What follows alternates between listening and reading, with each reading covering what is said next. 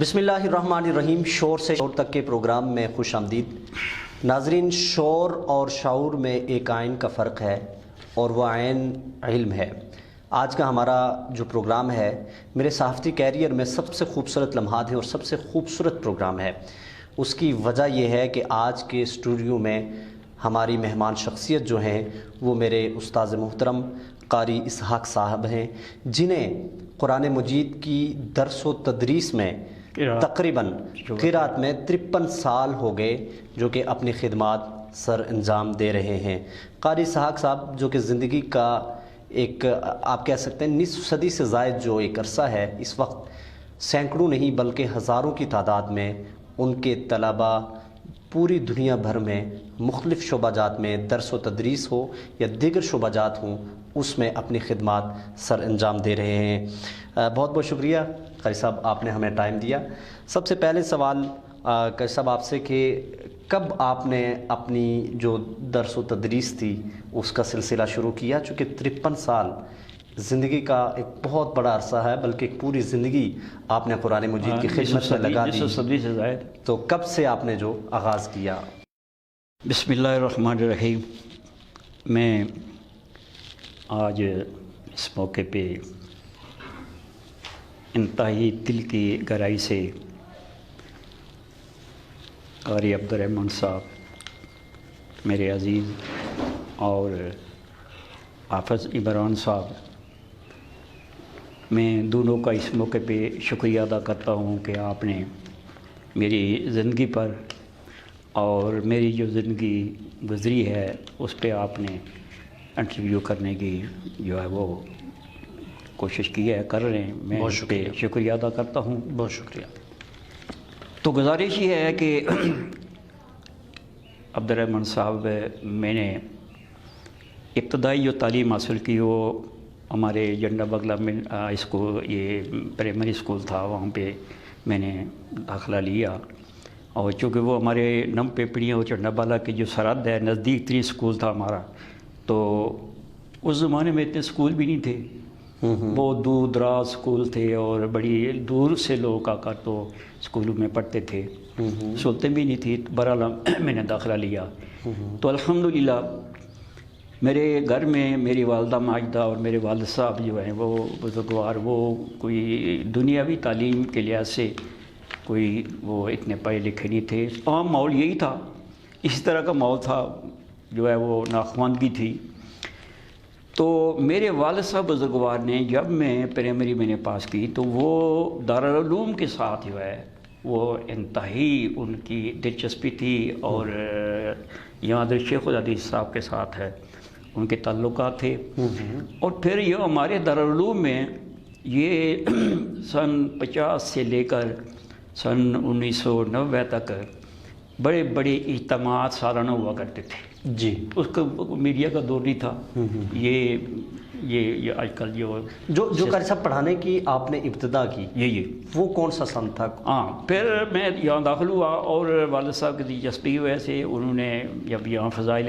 حفاظ بیان کیے گئے تو انہوں نے سختی سے یہ جو ہے نا وہ ارادہ کر لیا کہ میں اپنے بیٹے کو حافظ قرآن بناؤں گا۔ الحمدللہ میں نے داخلہ لیا۔ یہاں پہ جو میرے استاد تھے وہ بہت ہی مایہ ناز استاد سے قاری محمد حنیف صاحب رحمۃ اللہ علیہ، اور انتہائی جلالی طبیعت کے اور انتہائی لائق ترین تلفظ پہ اور ادائیگی پہ جو ان کا عبور تھا، وہ میری خوش قسمتی ہے کہ الحمدللہ انہوں نے مجھ پر توجہ دی اور میں یہاں کا داخل ہوا اور پھر یہاں میں نے پڑھا۔ پھر حضرت شیخ الحدیث رحمۃ اللہ علیہ نے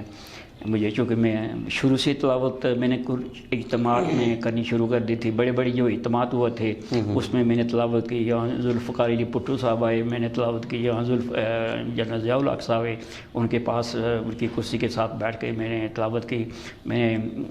آزاد کشمیر ریڈیو میں نے تلاوت کی۔ پھر اس کے بعد مختلف اجتماعات میں اور مقابلہ جات پورے آزاد کشمیر میں، جو پہلا مقابلہ یا دوسرا تھا سن 1952 میں، 92 میں، اچھا 92 میں، ہاں، تو اس میں پورے آزاد کشمیر میں پورے 10 اضلاع میں فرسٹ۔ اچھا قاری صاحب بتائیے گا،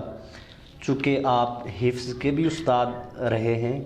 اور قرات کے بھی، قرات میں بھی آپ کا ایک بڑا نام ہے، تو یہ حفظ اور قرات میں کیا فرق کیا ہے ہمارے ناظرین کو آپ بتائیں گے؟ یعنی کیا حفظ میں ہاں اور قرات میں جی کیا فرق ہے؟ چونکہ آپ حفظ بھی آپ نے پڑھایا جی اور قرات بھی میں بھی آپ کے جو ہے وہ سینکڑوں جو ہے وہ آپ کے قراء سے آپ نے تیار کیے، تو ان دونوں میں بیسک فرق کیا ہوتا ہے؟ دیکھیں میری عرض یہ ہے کہ جب ہم یہاں داخل ہوئے تھے اور یہاں اس وقت یہ قرات کا ماحول نہیں تھا، اس وقت بر صغیر میں خاص کر کے ہندوستان میں تو قراء بڑے بڑے قراء تھے، لیکن پاکستان میں نہیں تھے۔ پاکستان میں قاری عبد المالک صاحب جو ہیں رحمۃ اللہ علیہ، وہ یہاں تشریف لائے لاہور میں، اور انہوں نے قرات کی ابتدا کی، تو لوگوں نے وہاں داخلہ لیا، پھر لوگ پھیلے اور اس وقت تک الحمدللہ بڑا کام ہوا ہے، اور انہی کی وجہ سے، انہی کی محنتوں سے ہوا ہے۔ تو اب یہاں جب میں نے الحمدللہ میں نے جو شروع کیا حفظ، میرے سے پہلے کوئی جو حفظ کا معاملہ تھا اس میں تلفظ کی ادائیگی اور صفات کے مطابق قرآن مجید کو نہیں پڑھا جا رہا تھا، یعنی سادگی کے ساتھ پڑھا جا رہا تھا۔ تو گویا چونکہ قرآن کریم جو ہے وہ قرات کے ساتھ تجوید کے ساتھ نازل ہوا، اور اللہ کا بھی حکم ہے کہ ورتل القرآن ترتیلا، قرآن پاک کو آپ ٹھہر ٹھہر کر کے پڑھیں، اور اس کی ادائیگی، اس کے صفات، اس کے مخارج اور یہ چیزیں جو ہے آپ جب ادا کریں گے تو پھر آپ کو یہ اس کا ثواب بھی ہوگا اور اس کے فضائل جو ہے وہ آپ کو حاصل ہوں گے ماشاءاللہ۔ تو الحمدللہ چونکہ میں نے جب یہاں میں آیا، مجھے حضرت شیخ الحدیث رحمۃ اللہ علیہ اور مجھے میرے ایک ساتھی قاری عبد القدیر صاحب ہیں جو ان کے بھانجے تھے، ہم دونوں کو انہوں نے دلچسپی لے کر کے کہنے لگے کہ یہاں ہمارے پاس قاری جو ہے وہ اپنے مقامی نہیں ہے، باہر کا کوئی ملتا نہیں ہے، تو آپ جو ہیں لاہور۔ تو ہم ان کے حکم پہ لاہور چلے گئے، اور لاہور جو پاکستان کا سب سے بڑا مدرسہ تجوید و قرات کا تھا، وہ دارالقراء ماڈل ٹاؤن لاہور، اور اس کے جو متمم تھے وہ ہمارے حضرت مولانا قاری محمد شریف رحمۃ اللہ علیہ، بہت ہی یعنی مایہ ناز استاد تھے، اور بہت ہی ٹھوس قسم کا ان کو اللہ نے عبور دیا ہوا تھا۔ تو میرے جو الفاظ سے ہوئے تجوید کو میرے قاری استاد محترم قاری حنیف صاحب رحمۃ اللہ علیہ نے مجھے اس طرح تیار کیا کہ سننے والے، جب میں نے ابھی تجوید و قرات میں نے نہیں پڑھی تھی، سننے والے یہ سمجھتے تھے کہ یہ قرات پہ اس پہ عبور ہے، اور یہ پہلے سے۔ اچھا قاری صاحب یہ بتائیں، اس وقت تک 53 سال، نصف صدی سے 3 سال زائد، بہت بڑا عرصہ ہے، آپ نے قرآن مجید کی ایک تعلیم اور بہت سے لوگوں کو حفظ کروایا۔ کتنے لوگ ہوں گے اندازے کے مطابق جن کو آپ نے پڑھا چکے ہیں؟ عبدالرحمان صاحب الحمدللہ آپ بھی جو ہے وہ آپ پتہ ہے کہ آپ نے مجھ سے جی الحمدللہ پڑھا ہے، اور آپ نے میری دستگاہ میں آپ بیٹھے ہیں، آپ سمجھتے ہیں، اور مجھے آپ نے ہر طرح سے جانچا بھی ہے اور سب کچھ ہوا۔ اسی طرح میرے عزیز حافظ قاری عمران صاحب جو ہیں وہ بھی انہوں نے مجھ سے پڑھا ہے۔ تو میں آپ سے یہ عرض کروں کہ مجھے میں گنتی تو نہیں کر سکتا ہوں کہ کتنے مجھ سے حفاظ اور قراء فاروق ہوئے، لیکن یوں سمجھ لیں کہ ہزاروں کی تعداد۔ ناظرین اس میں بتاؤں، میرے لیے خوشی کی بات ہے، قرات جو میں نے آج کی جو میری مہمان شخصیت ہیں، قرات حفظ کے بعد میں نے ان سے پڑھا، اور بہت ہی منفرد انداز میں، اور جو خاص کر کے جو آپ کے اس وقت دور جدید کا جو اندازہ تھا، چونکہ ہم نخریلے طلباء میں ہمارا شمار ہوتا تھا، تو بڑے پیار کے ساتھ، ادب کے ساتھ، احترام کے ساتھ جو ہے وہ انہوں نے پڑھایا، اور ایک جیسے ہوتا ہے نا ایک ڈپلومیٹ بن کے وہ اس انداز سے پڑھایا، اور الحمدللہ آج جیسے کہ قاری صاحب فرما رہے ہیں ہزاروں کی تعداد میں ان کے شاگرد جو ہیں وہ پوری دنیا میں مختلف شعبہ جات میں، چاہے وہ درس و تدریس ہوں، چاہے وہ دنیا کا جو بھی شعبہ ہو، اس میں وہ اپنی اپنی خدمات سر انجام دے رہے ہیں۔ قاری صاحب چونکہ یقیناً بہت مشکل ہوتا ہے کہ جب آپ کے اساتذہ یا کوئی استاد آپ کے سامنے بیٹھا ہو تو سوال کی جسارت میں بھی بڑے ادب کو ملحوظ خاطر رکھنا پڑتا ہے، تو یہ بتائیے کہ اس وقت تک جو ہے جو آپ جب حفظ کا جو سیٹ اپ ہے، چونکہ ہم نے بھی دیکھا کہ صبح بچے، ہم لوگ بھی اٹھتے تھے 4 بجے، اور اس سے پہلے بھی اٹھ کے تہجد کے ٹائم تہجد پڑھتے تھے، معصوم بچے جو ہے، پھر وہ شام تک کی ایک روٹین تھی۔ تو یہ کیسے حفظ کی آپ کی روٹین کیا رہی ہے، اور کیا کیا ٹائم رہا ہے، سبقی رہی، منزل رہا، گردان کا ایک سلسلہ ہوتا تھا، تو یہ ساری ہمارے ناظرین تک آپ شیئر کریں کہ کیا آپ جو حفظ میں جو آپ کا پڑھانے کا ایک طریقہ کار تھا، جو ترتیب تھی، وہ کیا تھی؟ عبدالرحمن صاحب، گزارش یہ ہے کہ یہ حفظ کا جو معاملہ ہے یہ بہت بڑا محنت طلب ہے، اور اس کے اندر سب سے زیادہ اساتذہ اور والدین اور بچہ، جی، یہ تین فریق ہیں۔ اگر یہ سستی کریں تو وہ بچہ کسی منزل پہ نہیں پہنچ سکتا۔ اگر بچہ ادارے میں یہاں رہائشی ہے تو وہ تو ہمارا طریقہ کار یہ ہے کہ اساتذہ جو ہے شام کو، رات کو، صبح کے وقت وہ پوری نگرانی کرتے ہیں، بچوں کو بیدار کرتے ہیں اور دیکھ بھال کرتے ہیں، پڑھاتے ہیں۔ لیکن میں نے اپنے اس دور میں پڑھاتے ہوئے میں نے ایک بات دیکھی ہے، جو کمی ہے، ہمیں بہت مشکلات درپیش آئی ہیں تدریس کرتے ہوئے، پڑھاتے ہوئے، کہ بچے جو گھر چلی جاتے ہیں، وہ بچے جو ہیں والدین کو یہ پتہ نہیں ہوتا ہے کہ حالانکہ بتایا جاتا ہے، میں نے تو بارہا والدین کو بلا کے بتایا کہ یہ بچے کا یہ ٹائمنگ جو ہے، ہماری ٹائم میں صبح جو ہے صبح فجر سے پہلے بچوں کو اٹھانا، اور پھر اس کے بعد جماعت کے ساتھ پھر دوبارہ بٹھا دینا، پھر ناشتے کا اہتمام ہونا، پھر صبح 7 بجے سے ہمارا گرمیوں میں 11 بجے تک ٹائمنگ ہوتی ہے، اور سردیوں میں 8 بجے سے جو ہے وہ 12 بجے تک ہوتی ہے، پھر زور سے عصر تک ہوتی ہے۔ پھر ہم بچوں کو جو ہمارا جو تدریس کا جو سسٹم ہے وہ عصر کے بعد مغرب تک بچوں کو کھیلنے کودنے کا موقع دیا جاتا ہے۔ اب اس کے بعد کھانے کا اہتمام ہونے کے بعد پھر جو ہے مثلا آج کل جو ہمارا ٹائمنگ ہے وہ رات کو رات لمبی ہو گئی ہے، تو پھر یہ مغرب کے بعد پھر بچوں کو ہم جو ہے بٹھاتے ہیں، ہمارے اساتذہ جتنے ہوتے ہیں تو وہ عشاء تک تقریباً 9 بجے یا 10 بجے تک ٹائمنگ آخری ہوتی ہے۔ مغرب کے بعد کا جو ٹائم ہے، ہاں، تو چونکہ ہم نے جب میں حفظ میں تھا تو فجر کے بعد کا ہمارا یہ تھا، قاری صاحب جو تھے ہمارے حفظ، چونکہ میں نے اسلام آباد کیا تو ہمارا سبق کا ٹائم تھا، قاری صاحب ہم 7 بجے سے پہلے ہم نے سبق سنانا تھا، تو یہ ایک ٹائمنگ تھی کہ سبقی پارا وہ یہ ٹائم ہے، گردان منزل کی یہ ٹائم ہے، پھر قیلولہ ہے، پھر اس کے بعد مغرب کے بعد ہم نے سبق یاد کرنا ہوتا تھا دوسرے دن کے لیے۔ تو آپ کی جو ترتیب میں بھی یہی تھا؟ میری ترتیب یہ تھی کہ صبح پہلے ٹائم جو ہے وہ سبق سننا، تمام طلبہ فارغ ہو گئے، اس کے بعد فوری طور پر سب کی پارا۔ میں آج بھی جتنے میرے یہاں اس وقت الحمدللہ دارالعلوم میں اور الضحیٰ انسٹیٹیوٹ جو کالج ہے، اسکول ہے، سارے کے سارے اساتذہ غالباً 14 15 یا 18 کے قریب اساتذہ سارے میرے شاگرد تھے، ماشاءاللہ۔ اور میں ان کو یہی بات بتاتا ہوں کہ آپ نے منزل میں تو یہ ہے کہ آپ ناغہ ہو سکتا ہے، لیکن سب کی منزل میں ناغہ نہیں کرنا، چونکہ منزل جو یاد ہوتی ہے وہ سب کی منزل میں ہوتی ہے۔ سب کی منزل آپ سنیں گے تو وہ بچہ ایک پارہ ختم جب کرے گا تو ختم کرتے وقت اس پارے کو 20 دفعہ 10 دفعہ 15 دفعہ وہ پڑھے گا، سنائے گا، اس کو ازبر ہو جائے گا۔ اگر سب کی منزل آپ نہیں سنیں گے، ایک دن چھوڑ دیا، دوسرے دن چھوڑ دیا، تیسرے دن جو پیچھے 3 رکوع پڑے ہوئے سارے کے سارے ہو جائے گا۔ ناظرین یہاں پہ بڑی دلچسپ بات، یہ میرا رہا ہے۔ اس کے بعد منزل جو ہے وہ صبح کے ٹائم جو بچے سنا سکتے ہیں وہ سنائیں، پھر زور کے بعد بچوں کی جو ہے رہتے ہوئے بچوں کی منزل سنی جائے گی، اور ساتھ اگلے دن کا سبق بھی ان کو دیا جائے گا۔ تو پھر عصر مغرب اور عشاء کے بعد بچے وہ سبق آئندہ سنانا ہے، آئندہ دن وہ اس کو۔ ناظرین یہاں پہ میں بتاؤں آپ کو، یونیورسٹیز کی بھی تعلیم حاصل کی، اسکول کالجز میں بھی پڑھے، لیکن خدا تعالیٰ کی ایسی کرم نوازی ہے کہ جو قرآن مجید سے وابستہ ہوتا ہے تو یقین مانیے کہ خدا کی رحمتوں کا نزول ایسا ہے، یعنی انسان کا دماغ، اب دیکھیے کتنی سائنسی بنیادوں پہ اگر یہ بات کی جائے، منطق کی یہ بات کی جائے تو کتنا مشکل ہے کہ 30 پاروں کو آپ اپنے سینے میں حفظ کرتے ہیں، اور کئی مثالیں ایسے موجود ہیں 6 ماہ میں، 3 ماہ میں، 1 سال میں، 1.5 سال میں بچہ جو ہے وہ حفظ کر لیتا ہے۔ ترتیب کچھ یوں تھی کہ صبح تہجد کے ٹائم ہمیں اٹھایا جاتا تھا،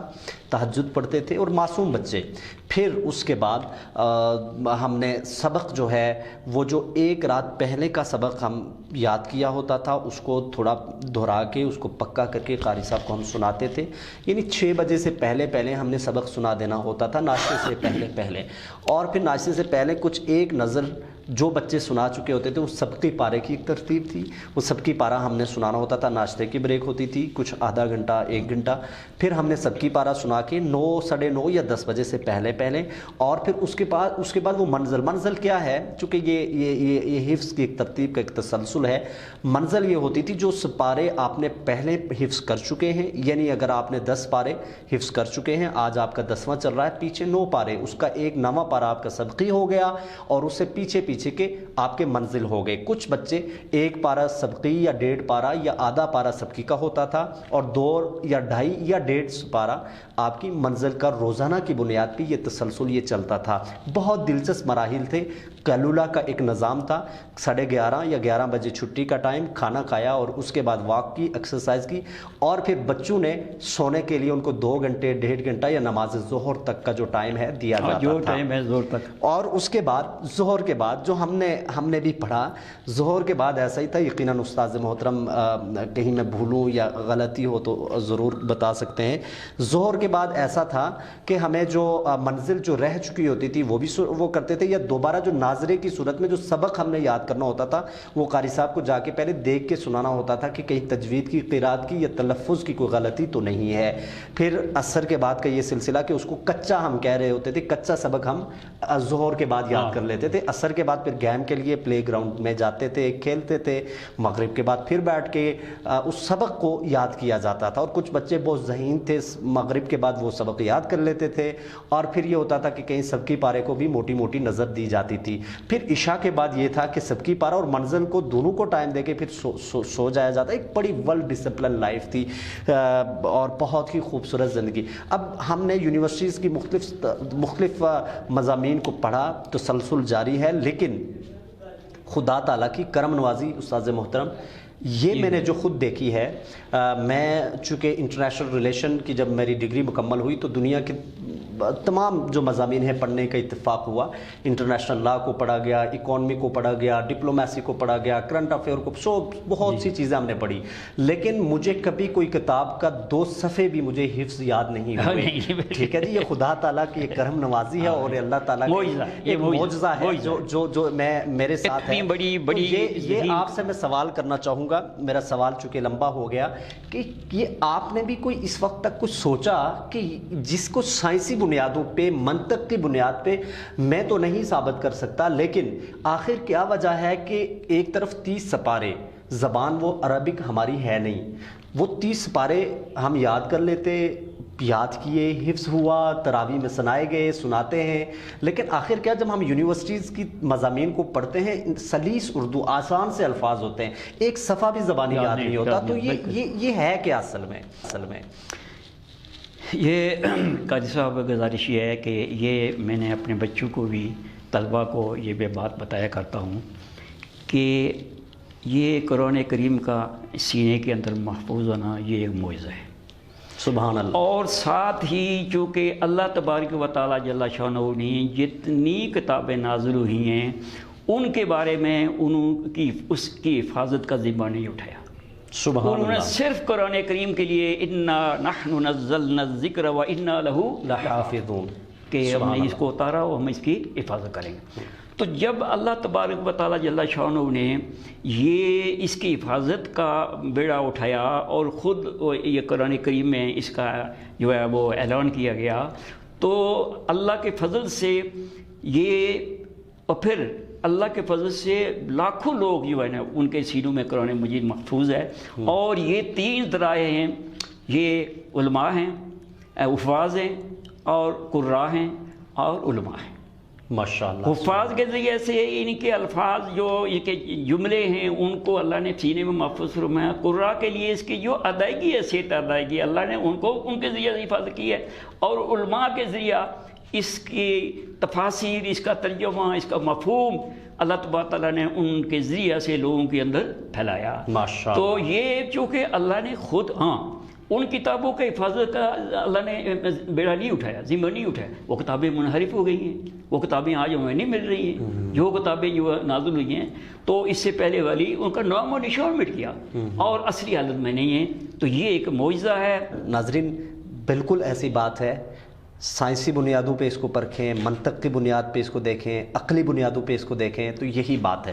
جو ہم نے دیکھا، دنیا گھوم کے دیکھا کہ یہ کوئی دنیا کی کتاب زبانی یاد نہیں ہوتی، لیکن یہ ایسی بات ہے جیسے قاری صاحب آپ نے فرمایا کہ اس کی حفاظت کا ذمہ ایک زبر زیر کی کمی اس میں نہیں ہے، وہ فرق نہیں ہے. ہاں بالکل. تو ہمارے پروگرام کا وقت جو ہے وہ کم ہے، لیکن بہت من چاہ رہا ہے، روحانی تسکین ہو رہی ہے کہ قاری صاحب سے اور بھی باتیں سنیں. 53 سال ناظرین، جو انسان، جو شخصیت قرآن مجید کی تعلیم سے، قرآن مجید کو پھیلانے میں، اس کی ان سینوں میں محفوظ کروانے میں دن رات جاگ کے، بچوں میں جب وہ تعلیم اور حفظ کروانے میں، قرات کروانے میں دن رات وہ لگا لے اور اپنی زندگی صرف کر لے تو کیا خدا کے نزدیک ایسے لوگ یقیناً مقرب ہیں. قاری صاحب یہ بتائیں کہ ہم نے دیکھا ہے ایک بات، بہت لوگوں سے اٹھنا بیٹھنا ہوا، دنیا میں لوگوں کی ہیزیٹیشن ہے، یعنی وہ اتنے کمفرٹیبل نہیں ہیں کہ ہم بچے کو مدرسہ میں بھیجیں گے تو پتہ نہیں کھائے گا کہاں سے، کیا پتہ وہ بھوکا مر جائے گا. لیکن میں نے جو دیکھا، چونکہ میرا تسلسل، میرا جو تعلق، میرا جو حضرات سے ہوتا ہے، علماء کرام سے، حفاظ سے، دوست ہیں، مذہبی حلقوں سے ہوتا ہے. لیکن یہ بتائیں کہ یہ کوئی ایسی بات ہے، جب آپ نے شروع کیا تھا تو کتنی تنخواہ تھی آپ کی؟ قاری صاحب گزارش یہ ہے کہ آپ حیران ہوں گے کہ چونکہ اللہ تعالیٰ خود فرماتے وما من دابۃ فی الارض الا علی اللہ رزقھا، کوئی اسی پیدا نہیں کیا کہ جس کو اللہ تعالیٰ اس کا رزق نہ پیدا کیا ہو دنیا میں. تو گزارش یہ ہے کہ واقعی یہ بات تھی، یہ ہمارے سامنے بھی ہوا ہے. ہمارے والد صاحب میں جب دین کی طرف لگا، حفظ کی طرف، تجوید کی طرف، تو ان کو بھی یہ بتایا گیا کہ یہ بچے کیا کریں گے. اس کو یہاں ماحول نہیں تھا. ہمارے پورے علاقے میں صرف 2 حافظ سے مجھ سے سینئر، ایک مولانا حافظ سعید صاحب اور ایک حافظ بشیر صاحب، باقی کوئی یہاں پر حافظ نہیں تھا. اور پہلا حافظ قرآن میں تھا کہ جس کی وجہ سے الحمدللہ وہ لوگوں کے اندر شوق پیدا ہوئی. چونکہ میں ہر اجتماع میں، ہر مجمع میں تلاوت کرتا تھا، اور الحمدللہ میں اپنی تعریف نہیں کروں گا، لیکن یہاں لوگ آج بھی، آپ جہاں شہر میں جو ہیں لوگوں سے پوچھیں تو وہ یہ کہتے ہیں کہ ہمیں ان کی تلاوت جو ہے وہ بڑی پیاری لگتی ہے. اس کی بس ہے، اور آپ کی وجہ سے ہم نے اپنے بچے داخل کرائے یہاں پر کہ یہ اتنا اچھا قرآن شریف پڑھتے ہیں، اور یہ ہمارے بچے بھی اسی طرح پڑھے. 53 سال پہلے جب آپ نے شروع کیا تھا، آپ کی تنخواہ کیا تھی؟ میری تنخواہ جب میں بڑی ایک خوبصورت بات ہے جی، جب میں حضرت نے ہمیں وہاں بھیجا اور پھر ہم نے پڑھ کر وہاں سے فارغ ہوا کر میں جب آیا یہاں راولپنڈی میں تھا، اور وہاں میرے اساتذہ بھی تھے، مولانا عبداللہ صاحب مرحوم رحمۃ اللہ لال مسجد والے، ان سے بھی میں نے کچھ صرف کی ایک کتاب ابتدائی پڑھی ہے، قاری فیاض الرحمان صاحب اور قاری شریف صاحب، اس طرح بڑے بڑے. تو وہاں سے فارغ ہو کر جب میں پنڈی پہنچا تو یہاں ہمارے جو تجوید القرآن ٹرسٹ کے جو سیٹھ یوسف مرحوم رحمۃ اللہ نے ٹرسٹ قائم کیا تھا، تمام جو ہے پسماندہ علاقوں میں دینی مکاتب کو قائم کرنا اور ان لوگوں کو وہاں قرا کو مہیا کرنا. وہ وہاں راولپنڈی تھے میرے استادوں کے پاس، تو انہوں نے کہا یار ایک بچہ اچھا چاہیے جو میں جن کو 3 بچے گلگت بھیجوں گا. تو بات ہو گئی، مجھ سے بات کی تو میں نے کہا ٹھیک ہے. اس وقت بڑی شوق تھی، وہ راستہ جو ہے یہ پیدل تھا، یہ شوق تھا، اور یہ سڑک نہیں تھی، بھائی جاتے تھے تو دل میں شوق پیدا ہوئی، یار وہ تو جہاز پہ چڑھیں گے، جہاز پہ چڑھوں گا میں اور جاؤں گا، اور میں بڑا خوش ہو گیا میں. تو تنخواہ انہوں نے میری مقرر کی تھی 250. یہ کون سا سن تھا؟ یہ سن 1969.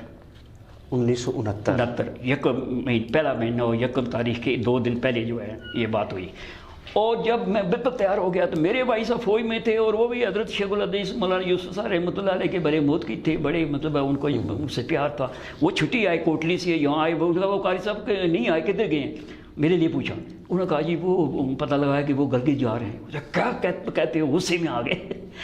غصے میں حضرت آ گئے. اور انہوں نے میرے بھائی کو بھیجا یہاں یہ زور کی بات کہ ابھی گھر نہیں جو نا، ابھی جا کے اس کو لے آؤ. وہ میرے پاس وہاں راولپنڈی گئے تو میں جب مجھے ملے میں کہا کیوں پہلی تنخواہ آپ کی 250 سے سٹارٹنگ آپ نے کی. خیر صاحب اس پہ میں چونکہ ہمارے وہ دیکھنے والے لوگ میں تھوڑا سا پھر وہ مجھے میں نہیں چاہ رہا تھا. میں نے کہا یار میں ادھر جاؤں گا, تنخواہ بھی اچھی ہے, سسٹم ہے. ان کا سوال ہی پیدا ہوتا کہ ان کی بات ہم جو ہے نا یعنی رد کریں. تو چلو تیار ہو. میں یہاں آیا تو یہاں پھر آپ کو تنخواہ کی کوئی بات نہیں ہوئی نہ. تو یہاں پہ کتنی تنخواہ آپ تو کی؟ پھر یہاں جو مہینے کے بعد میں نے پڑھایا اور اس کے بعد مجھے 100 ملا. 100 روپیہ 100 روپیہ. دیکھیے جی ناظرین 100 روپیہ ملتا ہے قرآن مجید کی تعلیم, قرآن مجید کو پڑھانا جو ہے وہ آج سے 53 سال قبل. تو قاری صاحب مختصر یہ جانوں گا کہ کبھی لائف میں یہ کبھی محسوس ہوا ہو کہ مجھے باہر جانا چاہیے تھا, مجھے کہیں اس سے بہتر پوزیشن میں جا کے پیسے کمانے چاہیے تھے, چونکہ بچے بھی ہوئے, شادی بھی ہوئی, ضروریات بھی ہیں, تو کبھی کمی کوئی محسوس ہوئی آپ کی زندگی میں؟ میں محترم حبیب صاحب مجھے اتنے چانس ملے, یہ سارے لوگ یہاں پہ گواہ ہیں کہ مجھے دارالعلوم میں جو اعزاز دیا میں بتانا نہیں چاہتا. میں نے کسی کو بتایا ہی نہیں ہے. یہ 100 روپیہ میں نے آپ کو بتایا. تو آپ بھی لوگ پوچھتے جی کتنی تنخواہ؟ جی میں جی بہت تنخواہ, کھانا پینا ہو جاتا ہوں لوگوں کو. یہ نہیں میں بتاتا ہوں کہ بھائی 10 ہیں, 20 ہیں, 30 ہیں, 40 ہیں. یہ میں کسی کو نہیں بتایا. یقین جو ہے میرے گھر والوں کو نہیں پتا, میرے بچوں کو نہیں. بھائی میرے بچہ ادھر بیٹھا ہو اس کو پوچھیں کہ بھائی تمہیں پتا ابا جی تمہارے کیا لے رہے ہیں. اس لیے کہ میں تنخواہ کے لیے کام نہیں کر رہا ہوں. میرے دل کے اندر خلوص اور للہیت تھی کہ اللہ تبارک تعالیٰ میری اس کوشش کو اور اس میری سعی کو اپنے دربار میں شرفِ قبولیت عطا فرما دے. لیکن اس میں روکوں گا. آپ یہ بتائیں کہ ہم بڑے بڑے لوگوں سے اٹھنا بڑے کیا وَلَقَدْ كَرَّمْنَا بَنِي آدم, سبھی لوگ انسانی جو لوگ انسان ہے وہ تکریم کے قابل ہے. تفریق تو ہے نہیں, بڑے اور چھوٹوں کا تصور تو دین اسلام میں یقیناً شرعاً منع ہے. لیکن جو بنے ہیں حکمرانوں کی, سرمایہ داروں کی, یہاں پہ شاہانہ لائف ہے, بادشاہوں کے سٹائل ہیں, ان سے بھی جب ہم ملتے ہیں تو یہ بتائیں کہ جو آپ لوگ قراء, حفاظ, علماء, ہم جب ان سے ملتے ہیں تو بڑے خوبصورت کپڑے پہنے ہوئے ہوتے ہیں, چمکتے چہرے ہوتے ہیں, کبھی پریشانی ان کے ماتھے پہ ہم نے نہیں دیکھی, ان کے بل ہم نے ان کے ماتھوں پہ نہیں دیکھا. لیکن جب بڑے لاکھوں روپے کمانے والوں کے پاس ہم بیٹھتے ہیں, بیچارے رو ہی رہے ہوتے کہ کمی ہے, تنگی ہے, بزنس نہیں چل رہے. تو آپ لوگ کیسے, تھوڑی سی تنخواہیں بھی تھوڑی سی ہوتی ہیں اور کیسے کر لیتے ہیں, یا دنیا والوں کو آپ نہیں بتاتے, یا خصوصی خدا کی طرف سے خاص کرم نوازی آپ کے ساتھ؟ بڑا دلچسپ سوال کیا ہے آپ نے مجھ سے, بڑا دلچسپ اور میرے دل پر لگنے والا سوال ہے کہ کسی کو دیکھ کر مثلا میرے اس وقت کتنے شاگرد ہیں جو اس وقت عملی زندگی میں مجھ سے بہت دنیاوی لحاظ سے بڑے آگے ہیں, کتنے سینکڑوں. اور کتنے لوگ میرے رشتہ داروں میں جو اس کی اتنی اہلیت نہیں ہے, لیکن اتنے اہل نہیں ہیں, لیکن ان کو اللہ تعالیٰ نے دنیاوی توبہ بہت نوازا ہوا ہے. آپ یقین جانیں کہ میرے دل میں اس پورے دور میں کبھی یقیناً میں آپ کو بتاتا ہوں کہ میرے دل میں کبھی یہ حسد پیدا نہیں ہوا کہ یار فلاں آدمی جو ہے وہ زیادہ کھا رہا ہے, فلاں لگا رہا ہے, فلاں کر رہا ہے. یقین جو ہے آپ ماسپائی ایک دن یہ ہوا کہ میں اپنے گھر سے آ رہا تھا دارالعلوم میں, تو میں سڑک پہ آ گیا. تو سڑک پر جب میں آیا تو مجھے وہ گاڑی جو ہے کوئی 1.5 گھنٹہ گاڑی نہیں ملی. اس وقت میرے دل میں یہ پیدا ہوئی کہ یار اب میں تو تیرا قرآن پڑھنے کے لیے جا رہا ہوں, اور آج میں یوں سڑک پہ جو ہے کھڑا ہوں اتنے دیر. ماس پائی پوری زندگی کے یہ ایک میرے دل میں ایک بات آئی, اور وہ بھی اللہ سے, وہ بھی اللہ کے لیے کہ میں اپنے ٹائم پہ نہیں پہنچا. میرا دل ہوا کہ مجھے میرے ساتھ کوئی سواری کا بندوبست ہو تو میں آرام سے ٹائم پر چلا جاتا. اچھا ناظرین, یہاں پہ یہ ایک دلچسپ سوال بہت معذرت کے ساتھ, بہت معذرت میں بتاؤں, جو بہت تھوڑا سا وقت میں قاری صاحب کے پاس تجوید کے لیے آیا تھا, قرات کے لیے, تو میں نے جو محسوس کیا اور جو مجھے اطلاعات کے مطابق ریکارڈ کے پہ ہے, قاری صاحب کبھی اپنی جو ٹائم ٹیبل ہے اس پہ لیٹ نہیں ہوئے, چھٹی نہیں کی, اور کبھی ایسا نہیں ہوا کہ ہوتا ہے جان بوجھ کے چھٹیاں کرنا, لیت و لیل سے کام لینا, تو یہ ایک بہت دلچسپ آپ کی جو بات جو مجھے معلوم ہے، تو یہ دلچسپ بات جو ہے اس میں آپ مزید اضافہ کریں کہ جو آپ کا آنے کی جو روٹین تھی، چونکہ ہم اسٹوڈنٹ تھے، ہم تنگ ہوتے تھے، ہم شکر کرتے تھے اللہ کرے قاری صاحب نہ آئے، لیکن جیسے ہی 7 بجے کا ٹائم یا اپنا ٹائم تھا تو قاری صاحب پہنچ جاتے تھے، تو پھر ہماری طبیعت خراب ہو جاتی، کوئی بیماری کا پانا کرتا. تو یہ بتائیں کہ کبھی آپ جو ہے یہ جو دلچسپ واقعہ ہے کہ ان 53 سالوں میں چھٹیوں کا جو معاملہ ہے، لیٹ ہونے کا جو معاملہ ہے، وہ کیسا رہا آپ کا؟ یہ بھی میرے لیے آپ نے ایک دلچسپ سوال کیا ہے. محترم، میں آپ سے عرض کروں کہ مجھے ایک تو میرے دل کے اندر اس دین کی عظمت، قرآن کی عظمت، سبحان اللہ، اس کے پڑھانے کی عظمت، دارالعلوم سے محبت. میں دارالعلوم کی در و دیوار کے ساتھ یقین جو ہے آپ کے جس دن میں نہ دیکھوں میں اس دن مجھے میری طبیعت انتہائی خراب ہوتی ہے. ماشاء اللہ. اور یہ بہت کم ہوا کہ میں مدرسے سے غیر حاضر ہوا. سالانہ ہمارے اساتذہ کرام کی جو ہے وہ چھٹیاں تقریباً 20-25 چھٹیاں ہوتی ہیں جن کو رخصت اتفاقیہ کہتے ہیں. میں ابھی آپ سے عرض کرتا ہوں کہ آپ دونوں نمائندے جو ہیں دفتر میں میرا ریکارڈ نکالیں، میں نے کبھی رخصت اتفاقیہ بھی جو ہے میں نے نہیں کاٹی ہے. اچھا، ریکارڈ دیکھ لیں آپ. اچھا، یعنی وہ بھی میں نے مدرسے میں حاضری دی ہے، پڑھایا ہے. اور پڑھانے کے بعد جیسے کہ آپ کو بھی تجربہ ہے، قاری صاحب عمران صاحب کو بھی تجربہ ہے، حافظ صاحب کو، کہ میں نے کبھی کلاس میں یہ نہیں ہوا کہ میں نے بچوں کو پڑھایا نہ وہ مس کیا ہو کہ ٹھیک ہے اس نے پڑھا آج نہ پڑھاؤں. میں بیماری کی حالت میں پڑھاتا رہا، میرے گھر میں شادیاں ہوتی رہی، میں پڑھاتا رہا، میرے بچوں کی شادی ہوئی ہیں، میں اس دن بھی اگر زیادہ سے زیادہ ایک دن اگر چھٹی کی میں نے. اور یہ نہیں کہ مجھے کوئی پابندی تھی. اور یہ ریکارڈر یہ ایسے میں بات نہیں کر، ریکارڈ یہاں موجود ہے دفتر میں، آپ وہ رجسٹر حاضری نکالیں. میں نے اس پورے دور میں پوری چھٹی جو ہے یہ 20 دن کی میں نے آج تک نہیں لی ہے. اور آج بھی جو ہے یہ ہمارا رمضان کا یہ مہینہ ہمارا تعلیمی گزر چکا ہے، تقریباً 7-8-6-7 مہینے گزر چکے ہیں، میری ایک چھٹی بھی نہیں. ماشاء اللہ. اچھا قاری صاحب، اس میں حالانکہ میرا برادری میں، علاقے میں اور لوگوں کے ساتھ میرا جو سسٹم ہے وہ بہت بڑا وسیع ہے، رشتہ ہے میرا، بہت تعلقات ہیں، تو رشتے بھی ہوتے ہیں، وفودگی بھی ہوتی ہیں اور شادی بھی ہوتی ہیں، لیکن میں درمیان میں وقفے میں جا کے حاضری دے کے واپس آ جاتا. آج جو ہے چونکہ ہمارا جو پروگرام ہے وہ ایک روحانی تسکین کے لیے پروگرام ہے. ہمارے وہ سیاسی، سماجی،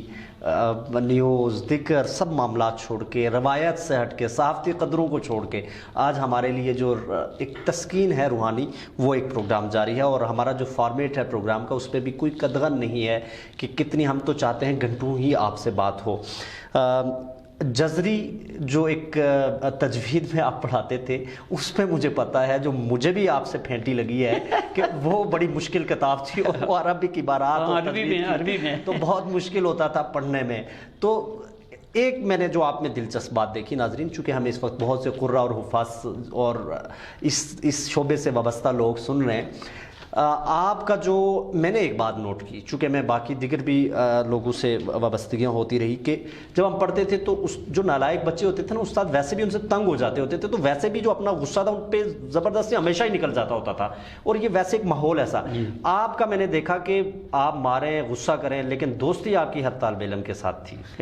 تو یہ کیا آپ کا ایک سلسلہ تھا؟ اس میں قاری صاحب میں نے تجربہ یہ کیا ہے کہ یہ بھی ایک تاریخی بات ہے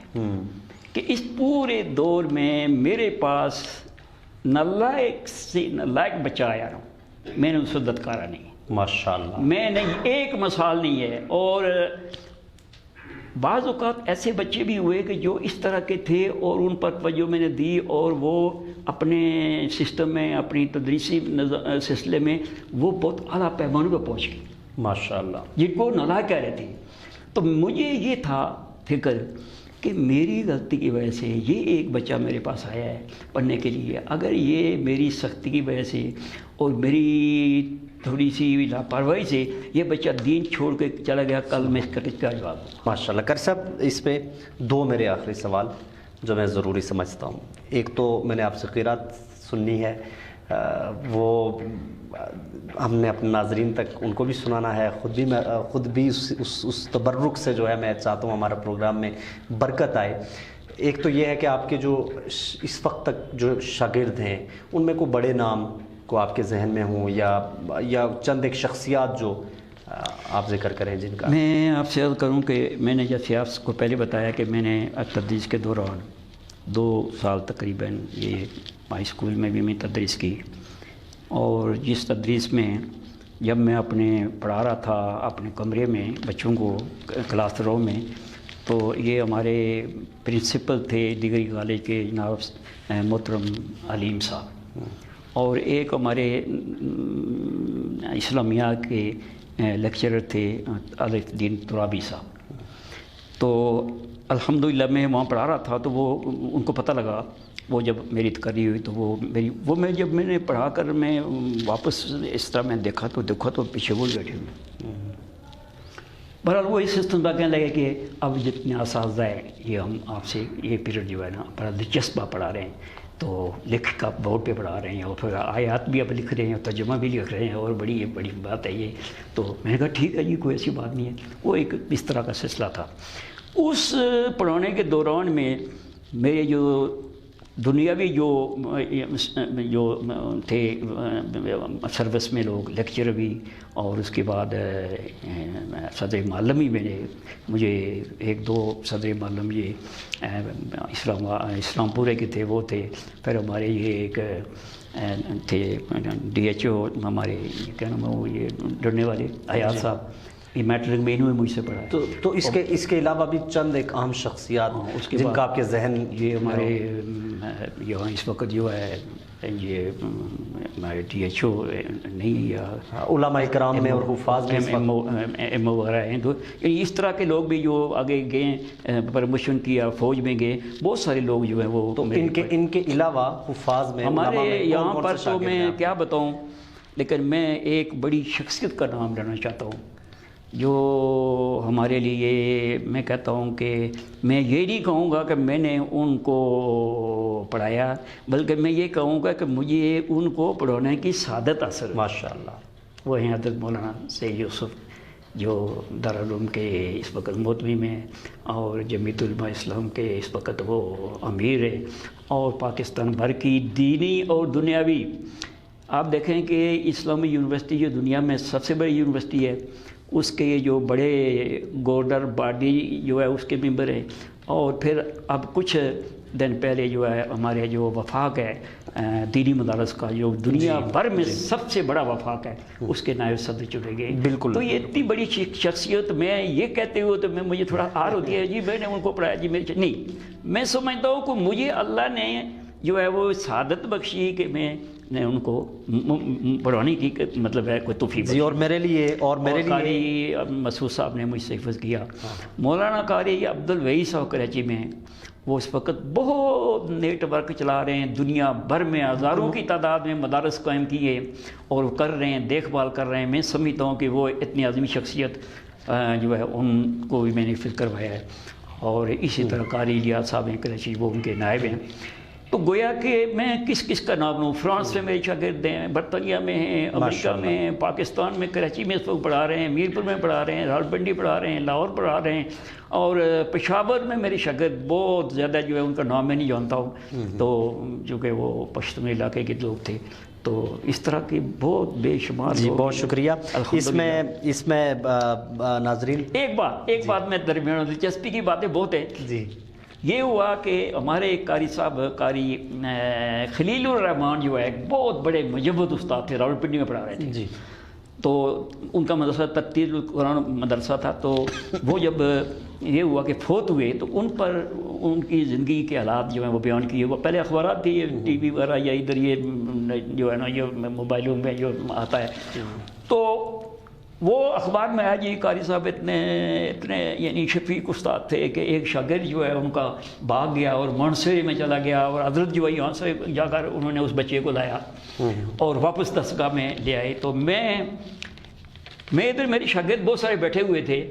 تو میں نے کہا وہ دیکھو تم کتنے ہو کہ جن کو میں نے گھر سے لایا ہے، ایک اللہ جی مجھے لایا، ایک شیراز کے نام مجھے لایا، ادھر ایک قاری ضیافت ہے اس کو میں نے لایا، ایک قاری شوکو صاحب ہیں اس کو گھر سے لایا، قاری بہت اچھا قرآن پڑھنے والے۔ اچھا یہ لوگ بھاگ جاتے تھے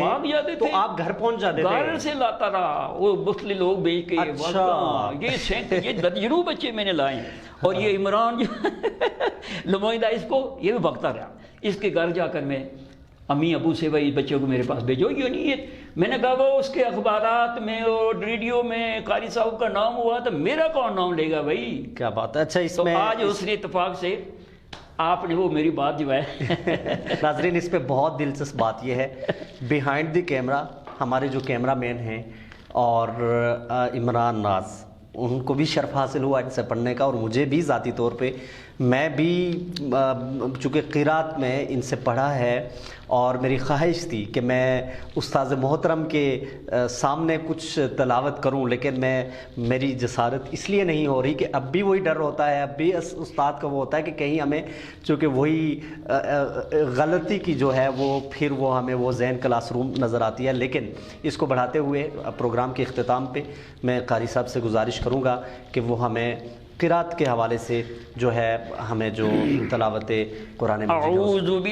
بالرجیم بسم اللہ الرحمن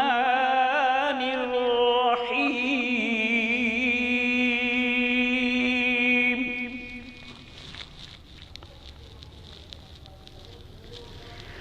هو اللہ الذی لا الہ الا هو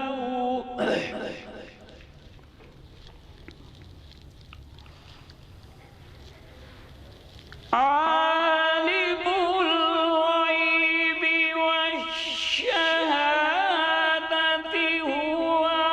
الرحمن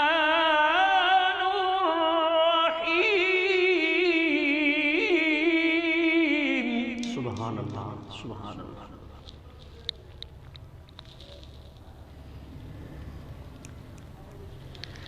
واللہ الذی لا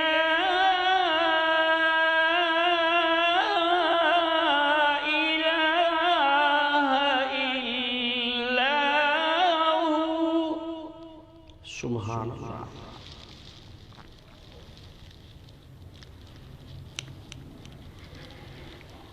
الملك القدوس السلام المؤمن المهيمن العزيز الجبار المتكبر. سبحان اللہ سبحان اللہ. سبحان اللہ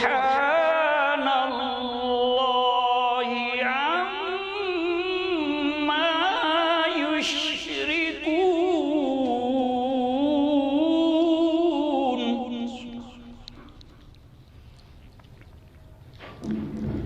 واللہ الخالق البارئ المصور له الأسماء الحسنى له ما في السماوات وما في الأرض وهو العزيز الحكيم. صدق اللہ العظیم. سبحان اللہ سبحان اللہ. جزاک اللہ. بہت بہت شکریہ قاری صاحب. آج کے ہمارے خصوصی جو مہمان شخصیت تھے ہمارے اسٹوڈیو میں، ہمارے اسٹوڈیو کے لیے بھی ایک تبرک تھا اور ایک روحانی ایک ماحول تھا، اور میں آپ کا بہت زیادہ شکریہ ادا کرتا ہوں. آپ نے ہمارے کہنے پہ آپ ہمارے پاس آئے. تو ناظرین 53 سال، نصف صدی سے 3 سال زائد تک قرآن مجید کی خدمت کرتے ہوئے ساری زندگی گزر گئی، اور اللہ تعالیٰ نے عروج بھی دکھایا، اللہ تعالیٰ نے نعمتوں سے سرفراز بھی کیا. جیسا کہ قاری صاحب نے کہا کبھی کسی چیز کی کمی محسوس نہیں ہوئی، اچھا کھایا، اچھا پہنا. اور یہ جو تاثر ہے کہ قرآن مجید ہم نے بچے کو حفظ کروا دیا، مدرسہ بھیج دیا، تو نہ جانے ہمارا بچہ کہاں سے کھائے گا. میری زندگی کا یہ تجربہ ہے کہ دنیا بھر کے لوگوں سے ہر طرح کے شعبہ سے تعلق رکھنے والے لوگوں سے اٹھنا اور بیٹھنا ہے، پریشان حال میں ہی دیکھے لوگ، لیکن معمولی سا وظیفہ اور تنخواہ لینے، اعزازیہ لینے والے یہ قرہ اور یہ حفاظ، باخدا میں نے کبھی ان کی پریشانی میں نے نہیں دیکھی۔ نہ جانے ان کی جو ضروریات ہیں خدا غائب کے خزانوں سے یہ پورا کر رہا ہے یا کیا ماجرا ہے۔ انسانی جو ایک دانست ہے یا عقل ہے، وہ اس میں یہ آنے والی بات اگر تحقیق کی بنیاد پہ، تجربے کی بنیاد پہ، منطق کی بنیاد پہ، سائنسی بنیادوں پہ اگر ثابت کریں تو مجھے اس کا جواب آج تک نہیں مل سکا۔ جو جواب ملا وہ یہی ملا کہ خدا اپنے غائب کے خزانوں سے جو ہے ان لوگوں کی مدد اور نصرت کر رہا ہے، اور وہ کیوں نہ کرے کہ یہ اس خدا کے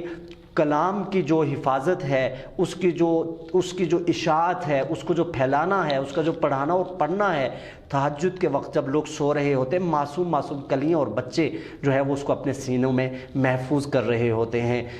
شور کے خاتمے کے لیے ہماری کوشش رہے گی کہ یہ سلسلہ جاری رہے، اور شعور جو ہے اس کی بیداری کے لیے ہم ہمیشہ حاضر رہیں گے۔ میری کیمرہ مین ٹیم کے ہمراہ مجھے اجازت دیجیے، اللہ نگہباں۔